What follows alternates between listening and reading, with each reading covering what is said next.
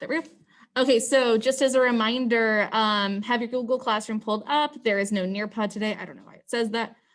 Norms and agenda due now. You're going to have a mini lecture, so please have a piece of paper available for you to take notes on. It's literally 3 slides. It will not take long, but they are some key terms and ideas that you have to have written down. So either in your classwork assignment, or on a separate piece of paper, just make sure that is me jogging my memory. Either in your classwork document or in a separate piece of paper, please make sure you take notes on those 3 slides. And then we're going to have a short doc analysis with a video and some short discourse. And again, these key terms are super important. In fact, these key terms we're going to be going over today will appear on your exam on Monday. I will be posting a study guide I will be posting a study guide tonight for the exam. It's going to look exactly like the one for the IA, where it's just a list of key terms you need to know. There's going to be one additional thing I add to it, but it will make sense after today's lecture. And I'm still determining what that extra credit is going to do. So like, I'm not sure if it's going to replace a classwork grade, if it's going to go on the exam final grade. So once you see that posted, that is where I will clarify where that credit is going. And then we'll finish up with an exit ticket. As a reminder, attendance and cold call responses impacting a quiz grade, videos on, mics off. Google Classroom is where you can find assignments, study guides getting posted tonight, and your homework is due tomorrow evening. Now, page 1 of your classwork. So going to take 5 minutes to complete those 4 multiple choice questions. It's like page 1 to page 2. So 5 minutes on the clock. Go ahead and get started. You sent me a packet.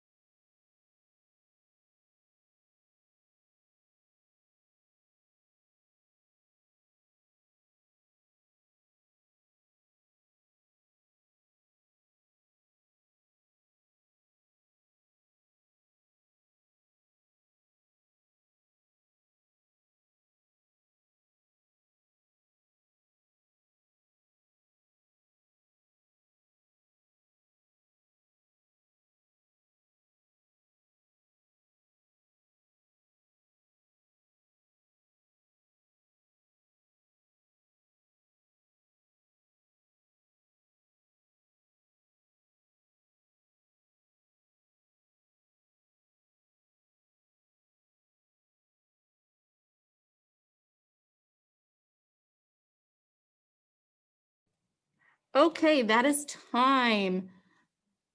And I exited out of the classroom. The answer to number 1 is D. Sorry, I'm pulling up the class packet right now. Yes, number 1 is D. Number 2 is D.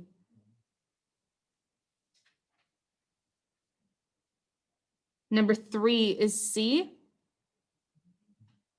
And number 4 is B. So D, D, C, B.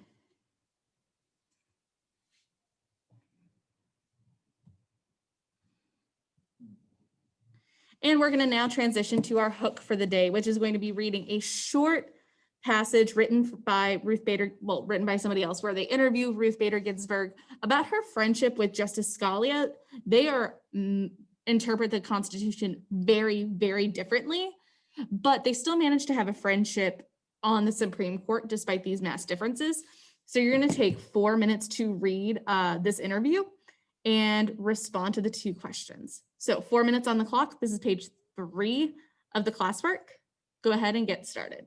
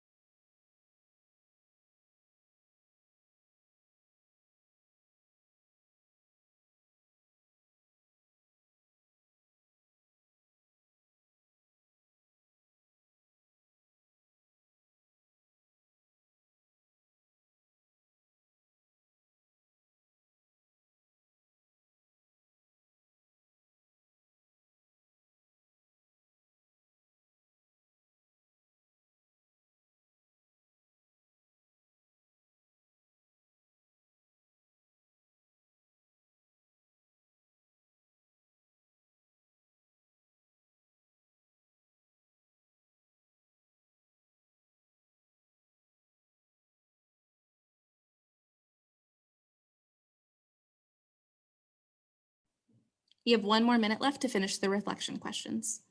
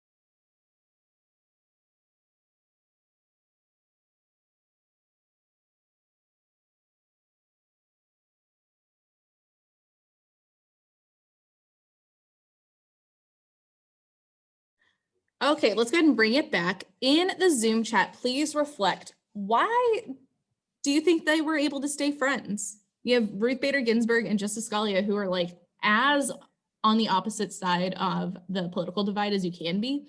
In the Zoom chat, take like 1 minute, reflect on why you think that friendship's possible.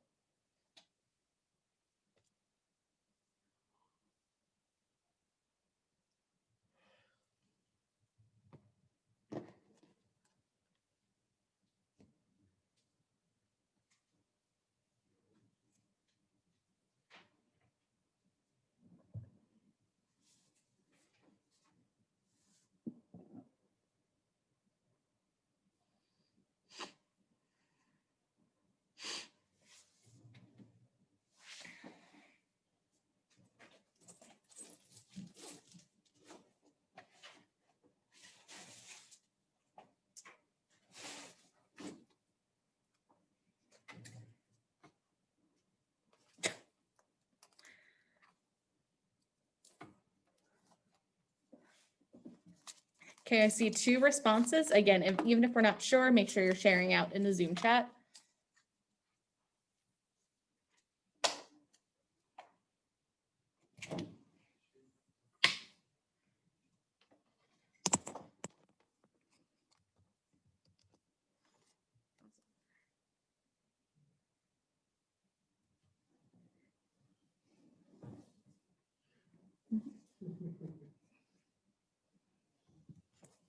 Awesome, starting to see more reflections.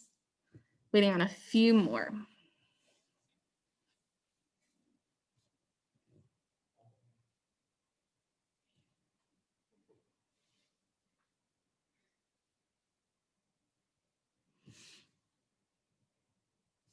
Awesome. So I see this ability to separate political views from their personal friendship. And something I want to push us on. Why do you think it's easier for Supreme Court justices to stay friends even if they disagree with each other politically, but we don't see the same bipartisan friendships in like the House of Representatives? Why do you think it's easier to maintain that friendship in the Supreme Court as opposed to the House of Representatives? Think specifically about their roles in the legislative process.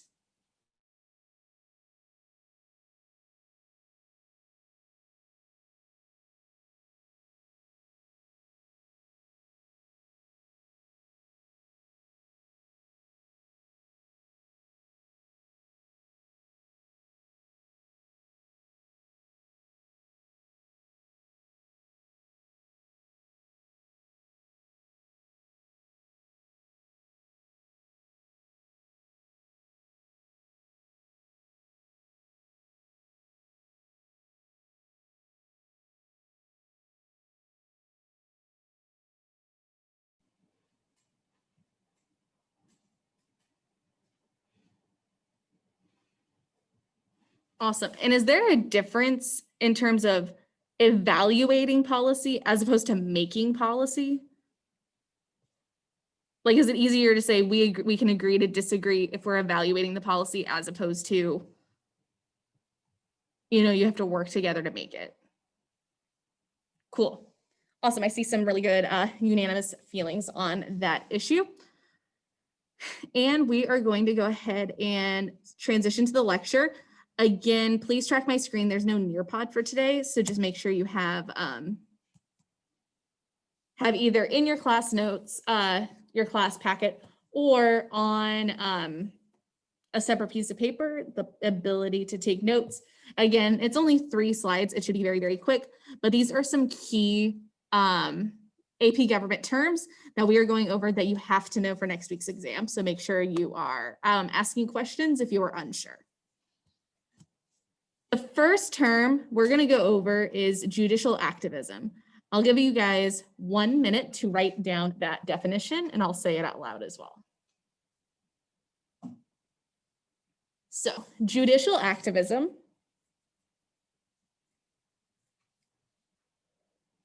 is the belief that the role of a justice is to defend individual rights and liberties. So again, the role of a justice is to defend individual rights and liberty,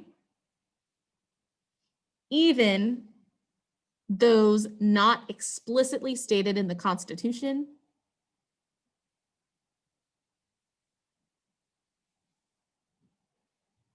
and even if that means overturning precedent.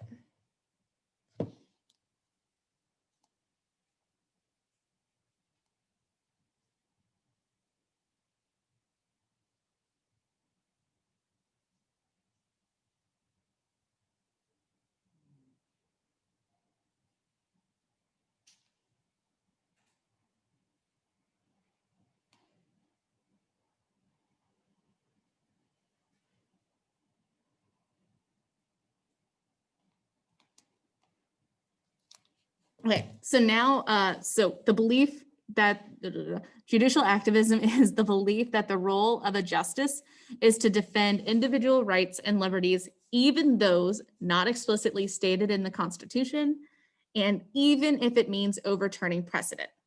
I'm going to give you guys an example of judicial activism. An example of judicial activism is the Warren Court in Brown versus Board of Education. So again, an example of judicial activism is Brown versus Board of Education. And the reason why it qualifies as a piece of judicial activism is because they overturned a precedent. In Plessy versus Ferguson, the Supreme Court argued that yes, separate but equal is okay. And so Brown versus Board utilized judicial activism and said that even though separate but equal is not explicitly stated in the Constitution, we are going to argue it's unconstitutional, and they overturned that precedent. Any questions as to what judicial activism is? You can raise your hand.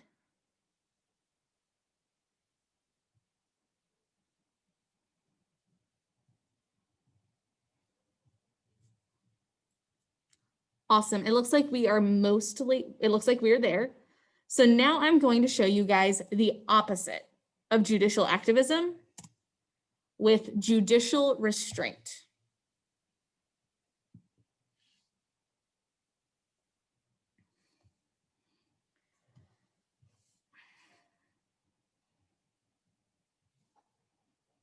Judicial restraint is the belief that the role of a justice is to defer to the precedent, which means follow along the precedent, which is called stare decisis.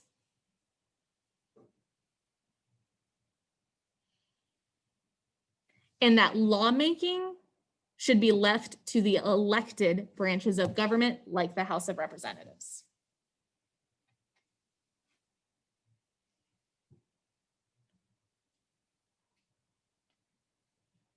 And those who exercise restraint often narrowly interpret the Bill of Rights. Narrowly in this context means strictly. So those who exercise restraint often strictly interpret the Bill of Rights.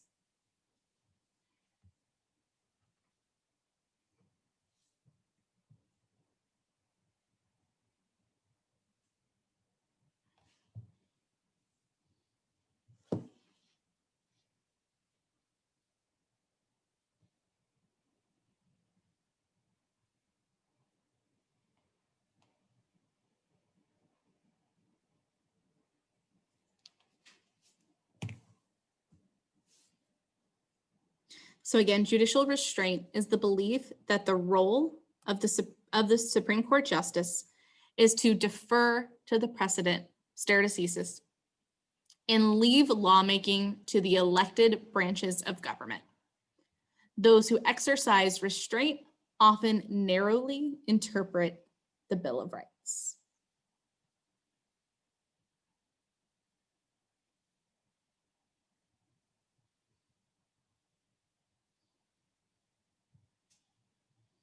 And what judicial restraint looks like is, let's say we see a Supreme Court case happen that is about a woman's right to accessible health care and birth control, like Roe versus Wade. or a Supreme Court case where they debate over access to equal marriage in the LGBTQ plus community. Somebody who practices judicial restraint would argue that because birth control and marriage are not listed in the Constitution, that means the Supreme Court should have no role in it. So again, it is a very strict interpretation of the Bill of Rights. So unless it's about freedom of speech, freedom of religion, due process, all of those things, unless it is explicitly listed in those Bill of Rights or the amendments, the Supreme Court, somebody who practices judicial restraint will not see that court case. Now, any questions on the differences between judicial restraint and judicial activism? You can raise your hand.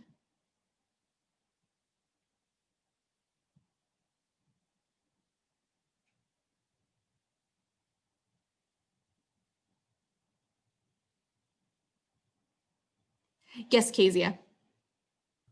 Did you talk about an example of the judicial restraint? No, I didn't give I did not give a specific example of when judicial restraint was used. I just gave that example of like, it has to be explicitly listed in the Constitution for them to be involved. So if you were a Supreme Court justice who practiced judicial restraint, you would argue, like, for example, in Roe versus Wade, that because birth control and healthcare is not listed explicitly in the Constitution, therefore the Supreme Court justices have no role or position within it. Yes, Nyaja. So would the chief justice decide how to would they decide which one to use, or is it just up to all of the justices in general? So judicial restraint and judicial activism are they're not actual things that people decide. Like, they don't hear a Supreme Court case and decide we are going to practice this. Instead, it's like a personal philosophy. So like Ruth Bader Ginsburg believes in judicial activism and that it's the Supreme Court has the right to be active. Whereas judicial restraint, Supreme Court Justice Scalia and Supreme Court Justice Amy Barrett, who was just elected, they believe in judicial restraint, which means unless it's in the Constitution, they will not they will always err on the side of the Constitution. Does that make sense? Cool. Awesome. It looks like we are good on those key terms. Again, these key terms are essential for your success on the exam on Monday. I'm now going to go over a Supreme Court case that you guys are familiar with, Baker versus Carr, and how it falls under judicial activism. So we're going to talk about how Baker versus Carr is an example of judicial activism in practice. So as a reminder, in Baker versus Carr, they established the right of federal courts to review redistricting issues, like in gerrymandering, which means before this, it was up to the state and it was up to Congress to review issues of redistricting. In Baker versus Carr, they say, no, this is something that the Supreme Court has the right to see. Redistricting used to be outside of the court's jurisdiction, which means they had no right to discuss it. And under the 14th Amendment, Baker versus Carr declares one person, one vote, in that gerrymandering could not be allowed when race was considered.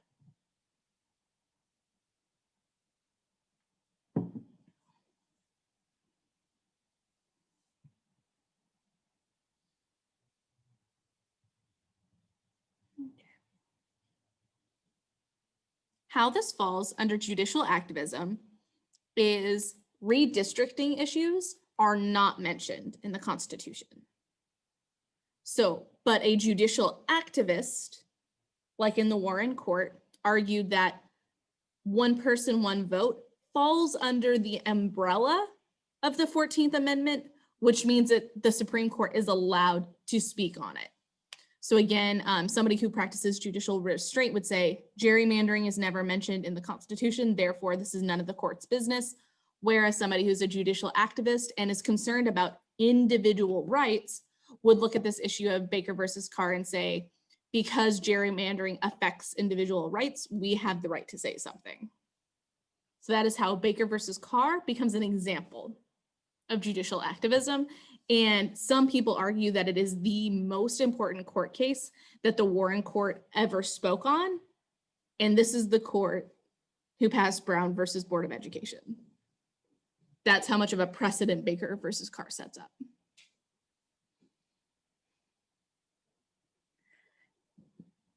Any questions on Baker versus Carr?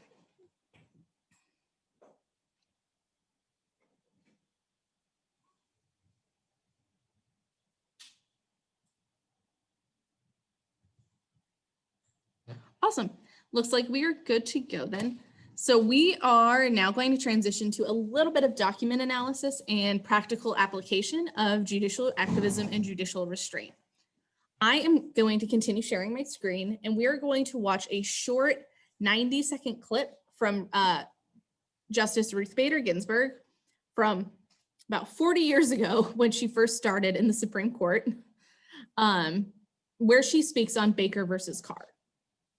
Something to be as a heads up, this video was cut together in like the 90s. It is edited super weird, so it might sound a little bit choppy, but just really make sure you're focusing on that main inquiry question. I don't know why I stopped sharing my screen. Make sure you are focusing on that main inquiry question of how was judicial activism applied in Baker versus Carr? There's a spot where it says write a complex thesis. You can just use that place to take your notes. Just give me one moment to get that clip pulled up. And again, it is cut very weird. So just listen to what Ruth Bader Ginsburg says about Baker versus Carr and judicial activism, or how Baker versus Carr falls under judicial activism. Make sure I'm sharing my computer sound. Awesome. About 90 seconds. I gave in that lecture 2 examples, and one was Baker against Carr. That was a state legislative lecture. 2 examples, and one was Baker against Carr. That was a state legislative reapportionment. That decision and the ones that followed it, the one person, one vote line of decisions, was that when political avenues become dead-end streets, judicial intervention, avenues become dead-end streets, judicial intervention in the further comment, Baker against Carr itself came up from Tennessee, I believe, and the comment was, the further comment, Baker against Carr itself came up from Tennessee, I believe, and the comment was that in Tennessee time there was a history of many, many years of unsuccessful state court litigation and unsuccessful effort. History of many, many years of unsuccessful state court litigation and unsuccessful efforts to, when the political avenue becomes a dead-end street. Again, I don't know why it's cut like that, but in the Zoom chat, what does Ruth Bader Ginsburg mean that when political avenues become a dead-end street, it is up to the courts to involve themselves? What does that mean? Go ahead and take 1 minute to share in the Zoom chat.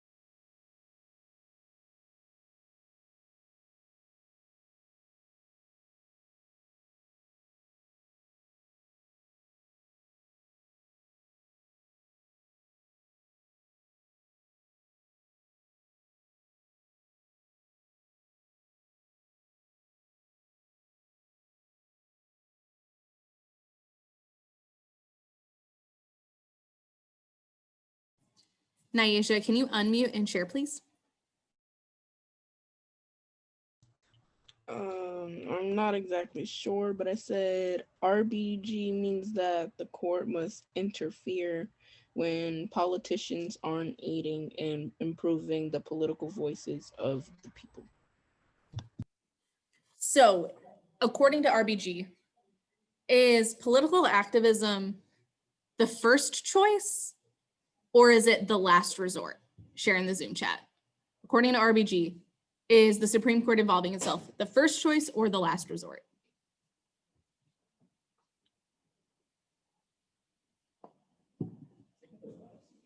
Awesome. Great, looks like we're all on the same page. So that's the thing with judicial activism.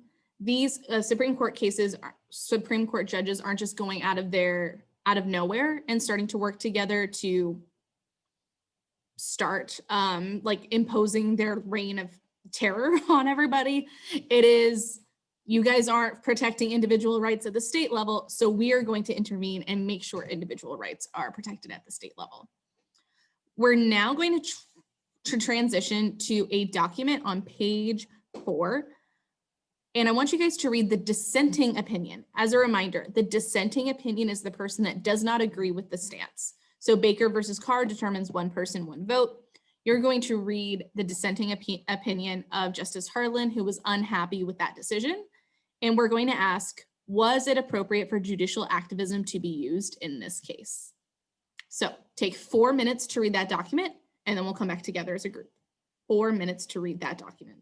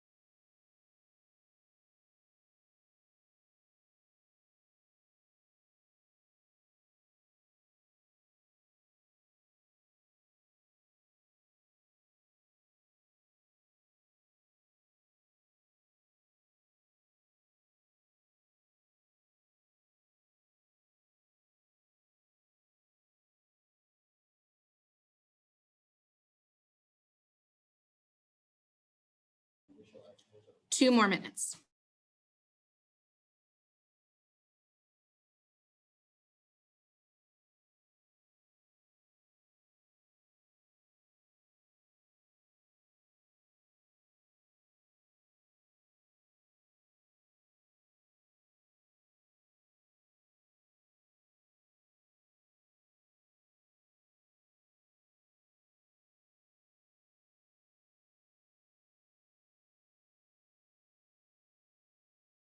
To be clear, for that break it down question, you're not answering the question, does Harlan think it's appropriate? You are answering for yourself.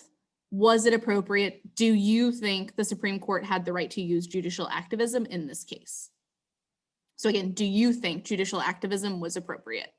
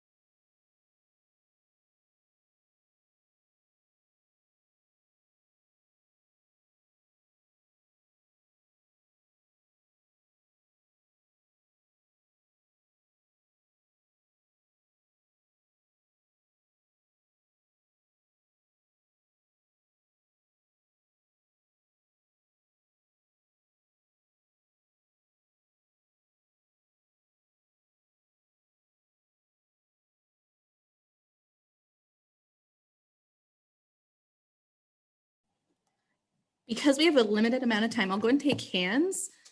Please raise your hand on Zoom if you would like to answer the question, do you think it was appropriate for them to use judicial activism in Baker versus Carr? Let's start with Erica. I said that I think it was unconventional but necessary, as the legislative branch couldn't look past their own personal wants and interests to make a decision that was best for the people. Awesome. Can I get another hand, Nyasia? I agree with Erica. The Constitution was designed to protect the rights of the citizens, and the court is interpreting the Constitution. So that means that they have to make sure that the protection of the people is being followed, and the redistricting, whatever it's called, was not doing that because it was grouping everybody in like one section by the grace, and so their votes weren't really being counted or cared for in that situation.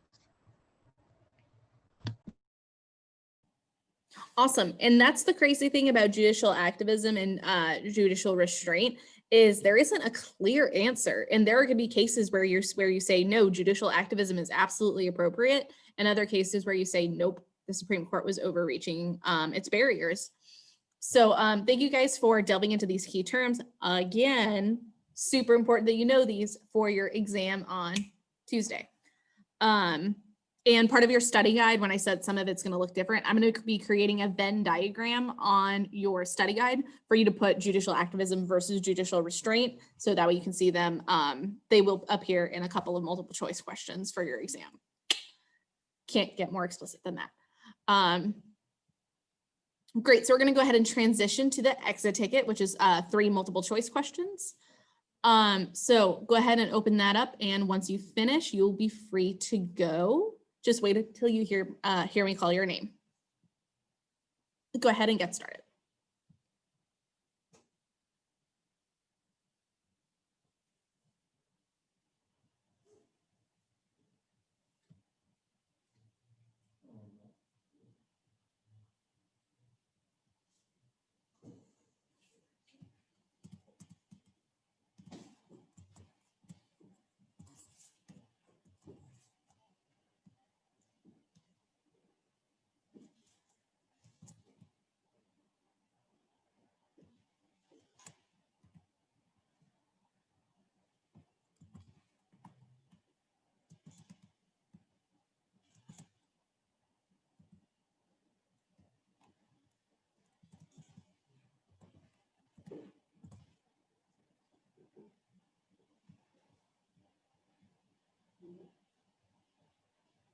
Awesome job, Kezia. 3 out of 3. You're free to go.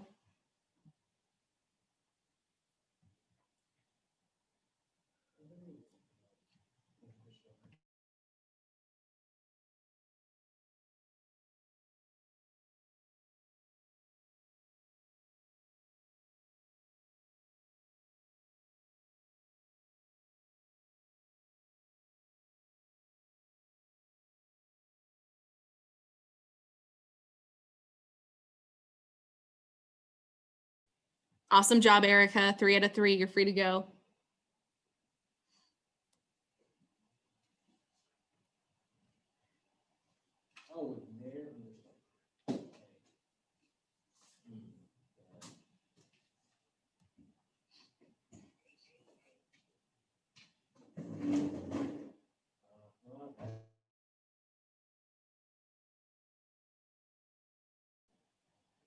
Ariana, you're free to go. Nazaya, you're free to go. Adriana, you're free to go. Awesome responses today, you guys. I taught you something. Naisha, you're free to go.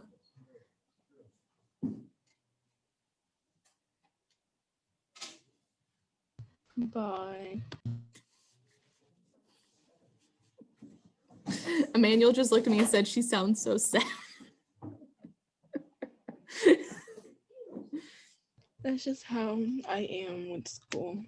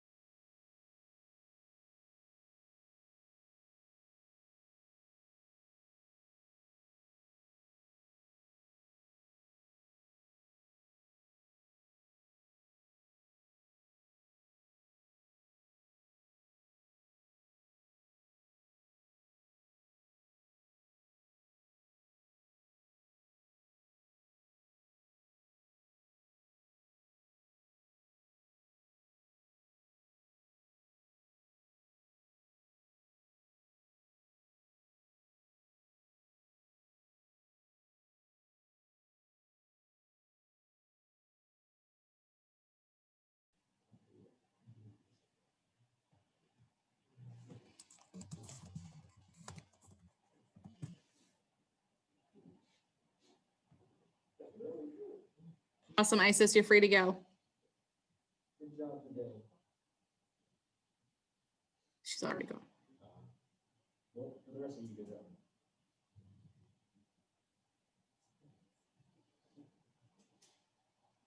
Anyone that's still in the Zoom call, feel free just to chat me if you need any help with any of the questions.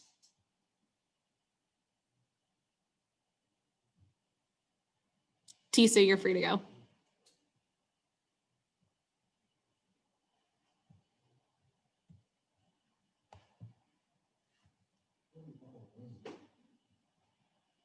Zira, you're free to go.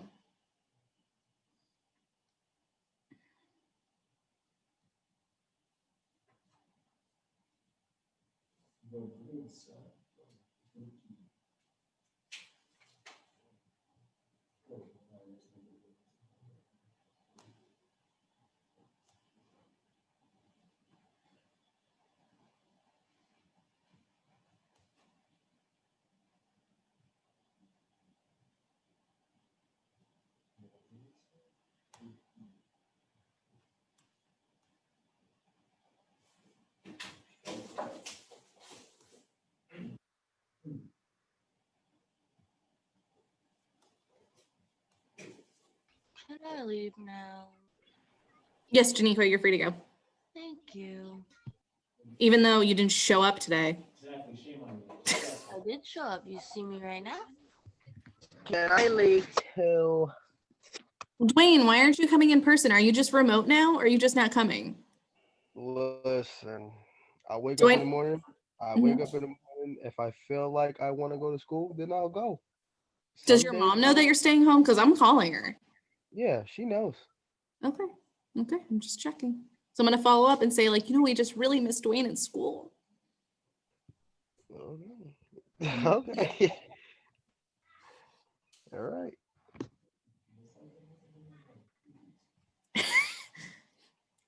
Hi, you're free to go. Darius, do you need any help?